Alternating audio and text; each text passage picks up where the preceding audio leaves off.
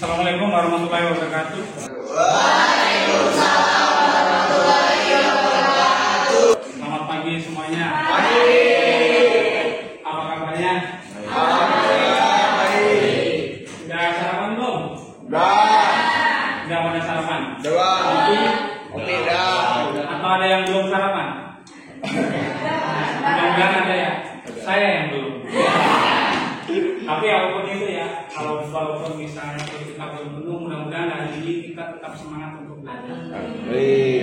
Hari ini pertemuan pertama mata kuliah manajemen pemasaran. Kebetulan hari ini kan baru pertama saya masuk kelas ini, jadi saya ingin memperkenalkan diri. Ya, kan ada pepatah, tak kenal maka tak sayang. Yang saya sayang dengan Anda juga sayang sama saya. Tapi sayangnya hanya sebatas di kelas ini aja. Betul. Oke, mata kuliah manajemen pemasaran itu adalah mata kuliah wajib untuk prodi manajemen untuk jurusan manajemen. Anda kan prodinya manajemen kan. Jadi ini salah satu mata kuliah wajib. Yang jurusan akuntansi, pemerintahan ataupun bisnis tetap dapat mata kuliah manajemen pemasaran. Gitu ya. Untuk selanjutnya ini perkenalkan diri. Nama saya singkat padat.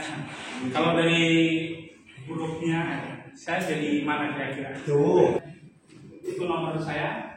Bisa dihubungin kapan saja, bisa diganggu kapan saja. Iya, siang malam boleh. Saya biasa diganggu. Terus nanti bisa juga lewat email ya, atau sosial media yang lain. Nanti bisa cari tahu saya. Searching aja kayak Google. Terus berikut adalah deskripsi mata kuliah. Berikut deskripsi mata kuliah untuk manajemen pemasaran. Mata kuliah ini memberikan pemahaman kepada mahasiswa mengenai konsep, teori, prinsip, dan juga mungkin ada prakteknya. Nanti bagaimana sih Anda bisa menerapkan ilmu dari bangku kuliah ini untuk kedepannya seperti apa? Manajemen pemasaran itu secara ruang lingkupnya, secara luasnya seperti apa? Ya harapannya kan begitu. Paling tidak, walaupun misalnya nanti ada yang bisa praktek, ada yang enggak, paling nggak Anda kan dapat pengetahuan. Selain itu juga dengan mengikuti mata kuliah ini, mahasiswa akan memperoleh pengetahuan mendalam dan pemahaman komprehensif tentang proses pemasaran, analisis lingkungan, segmentasi pasar, targeting, positioning, kemudian ada bauran pemasaran jasa. Terus kemudian ada lagi juga tentang bisnis plan, begitu ya. Nanti kalau di dalam perkuliahan ini misalnya Anda ada yang belum paham, silahkan diinstruksi apa-apa, ditanya langsung ya. Itu ada sikap, pengetahuan, keterampilan umum dan keterampilan khusus. Untuk sikap, ini hanya beberapa yang saya tampilkan di PPT ini. Untuk lebih lengkapnya nanti Anda bisa mengakses silabus dan RPS-nya ada di SIAP atau RMS di PB Dewantara. Gitu ya. Nanti atau di kelas ini setelah program ini bisa bagikan ke Anda.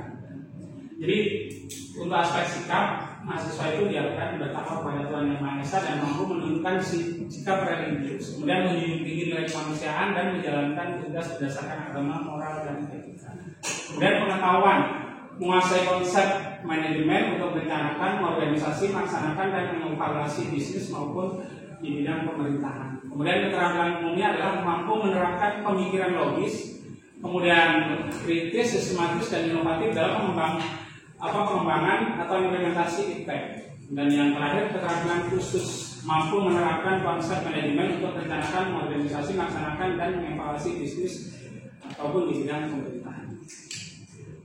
Kemudian metode perkuliahannya ada TCL dan SCL. TCL itu apa? Dosen menjadi pusat pembelajaran. Ini seperti ini, saya di depan memberikan ceramah mungkin. Anda mungkin hanya bisa mendengarkan atau nggak apa-apa nanti kalau misalnya ada yang mau ditanyakan kita diskusi. Terus kalau yang SCL itu apa? Cara diskusi, ada role play misalnya, atau mungkin presentasi dan nanti di beberapa kesempatan atau pertemuan berikutnya biasanya saya suka memberikan kuis, gitu ya.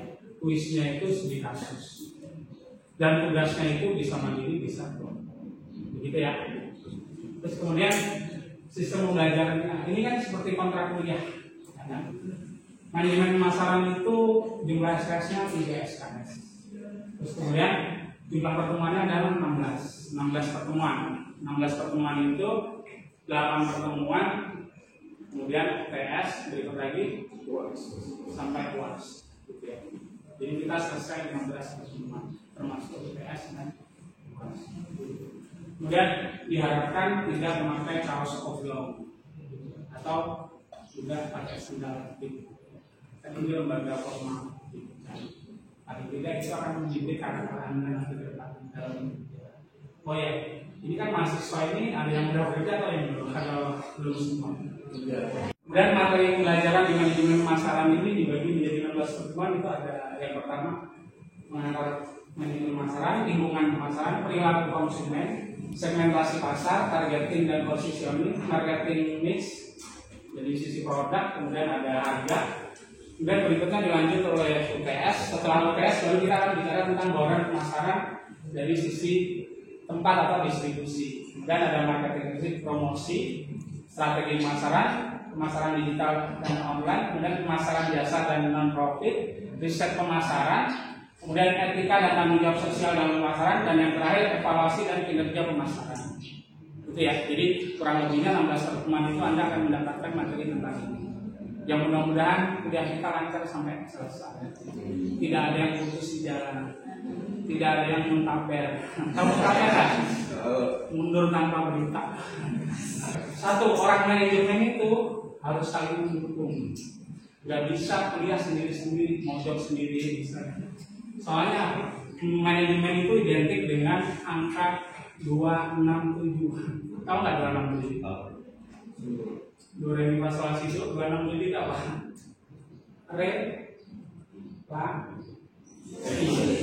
Relasi. Iya kan? Anda harus banyak relasi. Nggak bisa kuliah sendiri-sendiri. Harus banyak interaksi dengan orang lain. Soalnya kerjasama itu penting. Kadang-kadang kita sukses itu bukan karena kita pintar, tapi karena relasi. Anda bisa dapat pekerjaan bukan karena Anda melamar, bisa jadi karena dibawa orang, misalnya orang dalam bisa jadi. Tapi kan pembuktian kita pada saat bekerja nanti punya kemampuan apa enggak. Tapi relasi itu penting, gitu ya. Jadi orang manajemen itu identik dengan angka 267. Ingat itu kata dari saya. Nanti kalau ingat 267 ingat saya. Oh iya. Gitu ya.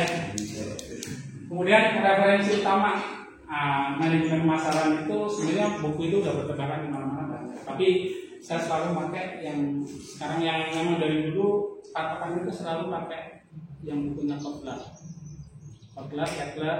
Nah, kemudian Gary Armstrong, baju swasta yang terbitan dari lokal itu Pani Hitono. Anda boleh dari mana saja sendiri.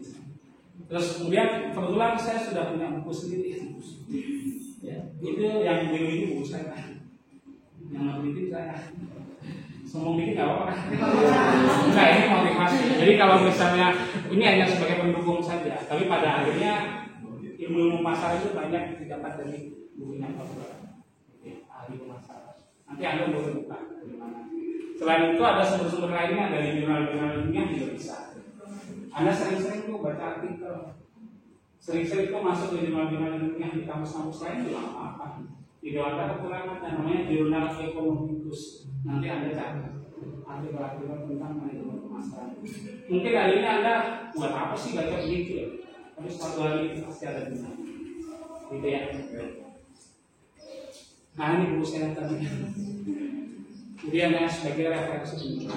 Oke, hari ini kita masuk ke materinya ya, konsep pemasaran. Tapi sebelum bicara tentang konsep pemasaran, kata dasarnya pemasaran itu apa sih? Pasar. Ini tadi ruang tunggunya. Kalau saya tanya apa itu pasar, kira-kira yang bisa ngasih pendapat? Tempat kegiatan jual beli. Tempat kegiatan jual beli. Tempat jual beli. Yang sebelah sini. Kalau menurut ini siapa? Proses penukaran antar uang dengan satu produk atau barang. Proses penukaran barang dengan uang. Ada harga, ada barang begitu ya. Dan juga ada proses penawaran dan implementasi. Oke, terima kasih. Tapi jawabannya benar, tapi ada kata kunci tadi. Ada tempat, kemudian ada barang yang dijual. Tapi relevan nggak dengan kondisi sekarang kalau saya pasar itu harus ada tempat? Relevan. orang nggak ada tempat bisa jualan nggak? Bisa. Nggak punya produk bisa jualan nggak? Bisa. Dengan cara apa? Yang dijual pasti ada produknya, tapi tidak memproduksi sendiri, ya kan? Anda nggak memproduksi sendiri tapi bisa jualan kan? Sekarang banyak sosial media berkembang, video misalnya. Punya produk mereka nggak punya, tapi bisa pasar, bisa memasarkan kan? Itu bisa disebut pasar. Bisa, selama ada penjual dan pembeli, maka itu bisa dibilang, dan produk bisa dibilang itu pasar. Kalau dulu konsepnya emang konservatif ya, jadi kalau pasar itu harus ketemu muka gitu. Pembeli dan penjual harus ketemu, terus ada produknya. Tapi kalau sekarang enggak kan, tanpa bertemu pun kita bisa jual, bisa transaksi kan, penukaran uang dengan barang. Karena apa? Perkembangan teknologi. Itu ya, pasar itu sekarang konsepnya emang dari dulu emang bertemunya penjual dan pembeli. Tapi sekarang bertemu pun kadang-kadang nggak penting juga, bisa ya. Jadi selama itu ada transaksi penukaran uang tadi atau barang, itu bisa dibilang pasar dunia maya, gitu. Pasar online gitu. Karena yang dunia udah berubah. Nanti suatu hari juga bisa jadi beda lagi, kan apa tahu. Kemudian definisi pemasaran, kalau tadi pasar itu tempat dunia beli, pemasaran itu apa sih? Serangkaian proses untuk menciptakan, mengkomunikasikan, dan memberi nilai kepada pelanggan dan untuk mengelola hubungan pelanggan dengan cara yang menguntungkan organisasi atau pemangku kepentingannya. Tidak hanya dari sisi produsen, tapi juga pemangku kepentingannya siapa? Konsumen, stakeholder. Terus kemudian kalau definisi manajemen pemasaran, balik lagi, manajemen itu apa sih? Perencanaan, pengarahan, pengendalian, dan pengorganisasian. Nah itu tadi.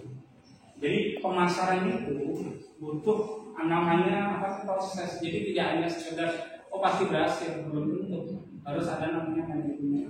Kalau manajemen POAC, planning, organizing, accounting, controlling. Karena masalah itu juga perlu dilakukan, harus direncanakan, diorganisasi, diarahkan, diawasi juga. Coba aja Anda punya bisnis, punya produk, ya kan? Anda percayakan sama pegawai Anda tanpa diawasi. Setahun, 2 tahun mungkin oke, 3 tahun nggak pergi untungnya, bisa aja gitu. Jadi perlu pengawasan. Pemasaran berhasil atau enggak itu perlu namanya manajemen. Jadi manajemen pemasaran itu kalau menurut Kotler ada seni dan ilmu. Kalau ini dari sisi manajemennya, kenapa sih ada kata seni dan ilmu? Manajemen itu orang tanpa belajar aja bisa sebenarnya. Zaman purba dulu memang ada sekolah, tapi orang udah mulai berpikir kan bagaimana mencari makan, hidup berpindah-pindah, itu kan manajemen. Mereka berpikir tanpa sekolah, tapi juga bisa dibilang itu karena belajar apa? Manajemen itu memang harus dipelajari. Makanya dibilang seni dan ilmu. Jadi orang tanpa belajar sebenarnya bisa menjadi apa? Pemain metal. Anda aja sebenarnya manajer bagi diri Anda sendiri. Benar nggak? Anda datang ke sini direncanakan nggak? Hari ini datang ke kampus ini, pagi ini kuliah direncanakan nggak? Semalam udah berpikir kan? Saya besok mau ke kampus jam 7 berangkat, pakai baju ini, baju itu, kan? Bareng teman, gitu lah. Pasti ada kira-kira mau dandan dulu atau mandi dulu, semua direncanakan. Udah dari ini pelaksanaan. Kemudian nanti sore ada evaluasi kalau pulang misalnya.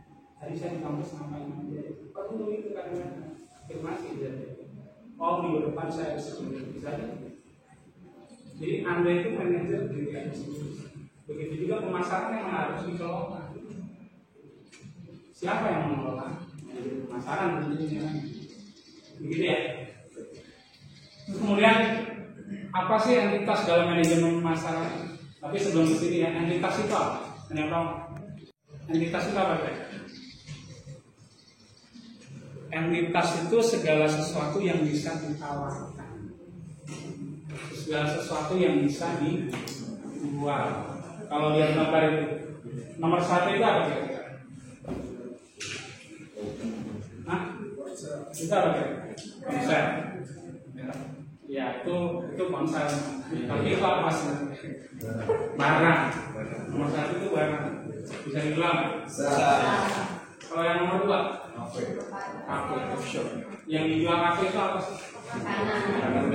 Makanan. Tapi ketika melihat kondisi kafenya seperti itu, mereka fokusnya jual makanan juga. Selain makanan, yang dijual tempat bisa dijual. Bisa. Ya kan? Kalau yang ketiga, ini nih yang bikin saya baru. Apa? Itu apa? Pelaminan ya? Pelaminan. Kalau pelaminan itu apa yang dijual? Jasa apa? Dekorasi. Dekorasinya bisa dijual. Kalau yang ini, kalau yang keempat apa? Itu jasa.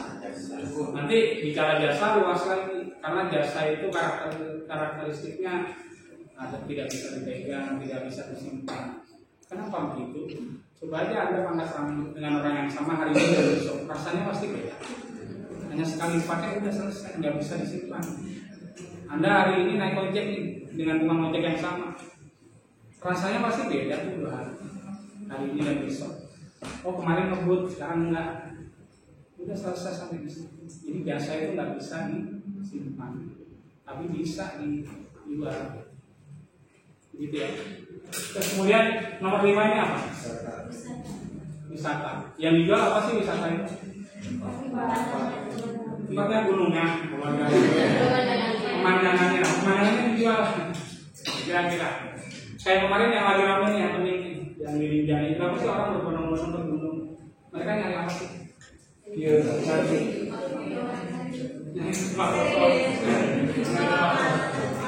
Mereka tadi pengalaman. Paling tidak Anda sekarang datang. Pernah lihat nggak di Bogor ini kayaknya gunung-gunung udah berubah semua ya, tempat jadi tempat wisata. Ada yang naik sepeda pakai tali, udah kayak sirkus. Mereka tujuannya apa, yang mau naik sepeda aja melintasi gunung? Enggak. Cuma pengen tadi dapat pengalaman. Bos, setidaknya saya pernah naik sepeda di atas tali. Kalau yang dari naik gunung, bos, setidaknya saya pernah naik gunung. Pengalamannya. Begitu juga yang gambar. Mereka lihat ini ya kan, oh, pernah berada di atas ini. Terus sebenarnya yang terakhir itu ini yang sekarang lagi banyak orang yang sering banyak orang jual karena terkenal sosial media. Ide aja itu jual, bisa dijual. Anda punya apa hal yang baru yang belum pernah ada, Anda tawarkan, bisa jadi.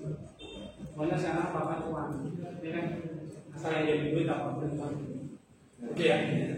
Jadi secara lengkapnya jadi barang itu produknya bentuknya fisik kayak tadi handphone, jasa konsultasi perbankan, pendidikan itu juga jasa.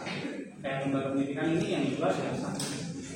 Terus kemudian acara kayak pernikahan, olimpiade, konser, pameran. Sekarang lagi ramai itu di Jakarta ada PRD kan. Mereka tidak hanya jual produk, acaranya juga. Atau sekarang yang lagi di Botani yang baru dibuka. Kalau makanan tahu sampai tanggal 6 ya. Nyiapin duit yang banyak. Makanan Thailand kan. Nah iya itu. Ya, itu tadi kan segmennya siapa. Nah nanti kalau bicara pemasaran ada lagi bicara tentang segmentasi pasar. Kenapa sih event itu ditaruh di tengah kota? Kenapa sih di dekat Pekanbaru misalnya? Kemarin Pekansari juga habis buka ya. Targetnya pasti beda. Itu pemasaran juga. Kemudian tempat bisa, ya orang bisa dijual lah. Kok kayaknya orang kok dijual? Sebenarnya bukan secara konotasi sebenarnya jualan orang bukan, tapi tenaga. Ya, kadang-kadang ada penyalur tenaga kerja itu kan jualan orang, tenaganya itu maksudnya. Gitu ya. Selebriti influencer itu juga berubah. Iya. Di sini yang jadi influencer belum. Makanya mudah-mudahan jadi. Tapi yang bagus ya, yang positif. Influencer itu ada. Namanya selebriti influencer. Semakin terkenal semakin mahal. Cuan juga. Iya. Kemudian properti bisa. Organisasi juga bisa. Saya universitas bersama. Informasi. Buku tadi isinya informasi. Kemudian gagasan, taman lingkungan, gaya hidup sehat. Itu tadi.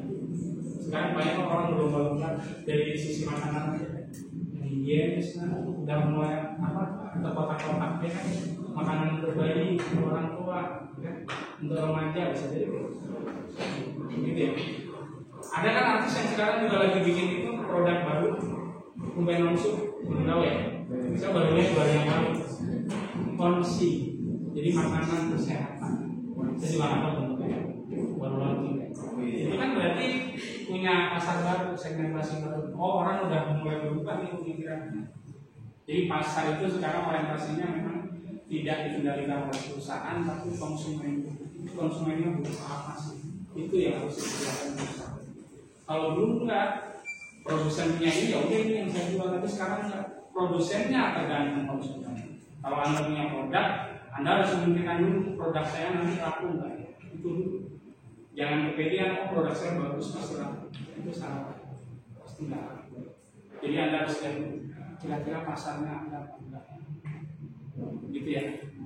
Misalnya Anda doyan makan, doyan pedas. Oh, saya mau bikin makanan yang pedas deh. Belum tentu orang mau. Lihat dulu pasarnya, ternyata pasarnya nggak doyan pedas. Laku kan. Jadi harus mengikuti kemauan konsumen. Nah sekarang saya mau nanya, menurut Anda, kenapa orang rela antri panjang di Starbucks padahal kopi saset cuma 2.000? Ada yang ngasih kenapa? Karena gengsi. Karena gengsi. Iya kan kalau antri di Starbucks nanti kalau udah di Starbucksnya pasti. Kalau kopi saset 2.000 kan nggak ada esensi apa-apa. Begitu. Jadi karena gengsi, yang dibeli gengsinya. Ya. Gengsi itu lebih ke gaya hidup sebenarnya. Ya kan? Yang dibeli itu dari gaya hidup. Nggak cuma kopinya. Sebenarnya kopinya cuma esensinya. Saya pengen orang di Starbucks, lihat orang foto-foto itu yang gitu ya. Terus kemudian saya ada pertanyaan lagi. Jadi berkaitan tadi itu nilai pelanggan. Nilai pelanggan itu apa sih? Nilai pelanggan adalah selisih antara manfaat yang diperoleh pelanggan yang digunakan dan biaya yang dikeluarkan. Tapi lebih dari itu, orang jual beli produk itu sebenarnya tidak hanya melihat fungsinya. Apa sih? Tidak hanya manfaatnya. Yang itu persepsi nilai pelanggan itu tentang persepsi konsumen terhadap produk. Misal, anggap aja ini bolpen ya. Bolpen ini saya belinya 2.000. Kalau saya jual 20 juta kan enggak. Kalau saya bilang bolpen ini pernah dipegang Raffi Ahmad.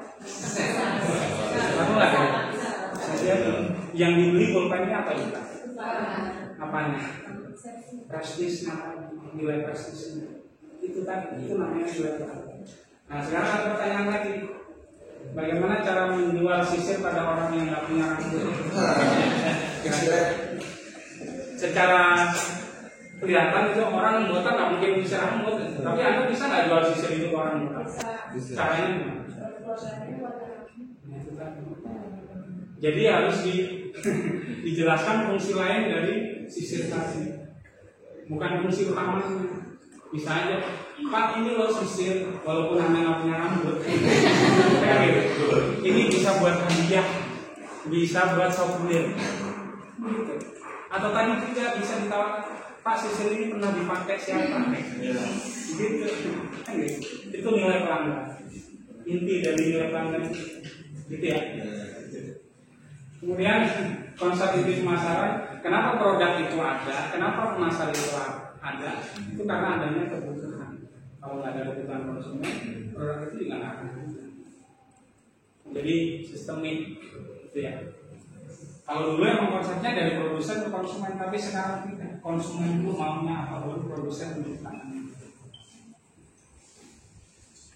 Kemudian masalah dari nilai pelanggan tadi, jadi nilai itu adalah selisih antara manfaat dan biaya pakainya. Jadi ada istilah kan karena ada harga ada takut. Maksudnya barangnya bukan barang ada barangnya nilainya tadi. Kalau harga mahal, kualitasnya juga harus bagus. Gitu ya. Kemudian permasalahan saat ini dikatakan pada awal perencanaan. Jadi ini proses manajemen masalah. Proses pengantaran nilai. Jadi inti dari permasalahan itu adalah mengantarkan nilai kepada pelanggan. Tidak cuma jual produk. Nilainya itu macam-macam. Ada nilai simbolik, nilai prestisius, nilai fungsional, ada 4 macam. Ini hampir sama tadi. Coba Anda pilihkan, Anda pernah beli kopi 50.000 padahal yang ada yang 5.000 di warung sebelah. Apa yang membuat Anda membeli yang mahal tadi itu? Jadi itu kayak gitu. Gengsi. Yang dibeli produknya apa? Fungsinya bukan fungsi. Tapi lebih ke simbol itu. Oh, orang kaya. Gitu. Oh, kalau nongkrong di Starbucks, oh berarti duitnya banyak kan gitu. Iya, Pak. Nah, berikut 4 nilai pelanggan. Ada nilai fungsional, nilai emosional, nilai simbolik, nilai biaya. Tapi ada juga nih yang nomor 4 gitu, Pak. Jadi benar-benar berhitung. Makanya jangan heran kalau ada ibu yang suka nawar-nawar. Dia emang tahu banget sesuai dengan dia nggak peduli gengsi apa enggak. Pokoknya yang murah ya. Tapi kan ada juga orang yang nggak peduli harga, yang penting gaya.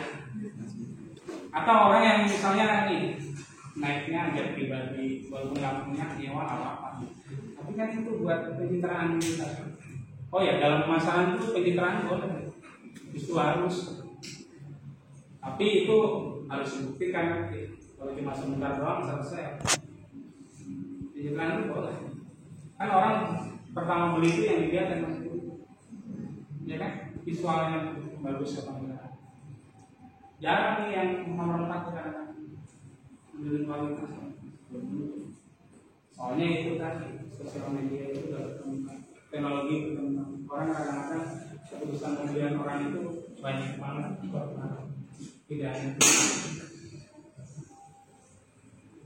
Kemudian nilai fungsional itu apa sih? Ini contohnya ya, nilai yang berkaitan dengan penggunaan kartis. Contohnya tadi handphone, ya udah beli handphone ya yang menggunakan handphone. Isinya berbasis logika dan kebutuhan dasar, sangat relevan dalam keputusan pembelian tersebut. Kemudian berikutnya nilai emosional, yaitu tadi nilai berkaitan dengan perasaan dan emosi positif. Kenapa sih orang beli parfum itu beda-beda? Kenapa parfum kan banyak, kalau wanginya beda-beda kan? Oh ini yang sesuai dengan karakter saya, bisa aja begitu. Anda kalau beli parfum gitu nggak? Ya kan? Kemudian nilai simbolik, apa yang produk ini wakili tentang diri saya di mata orang lain tadi, lebih kepada kayak oh naik mobilnya yang mewah, saja orang kaya, mobilnya di Starbucks, gitu ya. Terus kemudian yang terakhir nilai biaya, barang diskonnya tadi itu selalu berhitung. Dan jadi materi hari ini itu tentang nilai pelanggan tadi itu ya, ada 4 nilai fungsional, emosional, simbolik, dan nilai biaya. Ada pertanyaan ya? Tidak ada. Alhamdulillah ya. Jadi mudah-mudahan apa yang saya sampaikan hari ini paling tidak 1 kalimat aja masuk, ya kan? Menjual produk itu bukan sekedar produknya yang kita pakai, tapi lebih kepada nilai pelanggan. Jadi terima kasih atas partisipasinya hari ini. Itu apa artinya? Everything is marketing, Anda pun bisa dijual sebenarnya. Kalau Anda bisa membuat orang percaya pada ide, berarti Anda sudah memasarkan. Ide bisa dijual. Saya yakin Anda datang hari ini aja udah berpikir, nanti saya pakai baju ini tadi saya bilang. Tujuannya apa? Anda punya tujuan, saya yakin. Gitu ya. Oke, cukup dari saya. Mudah-mudahan Anda selalu bersemangat, ya kan? Minggu depan kita bertemu lagi dengan semangat baru. Oke kan, mohon maaf kalau ada kata-kata yang salah. Saya akhiri, wassalamualaikum warahmatullahi wabarakatuh.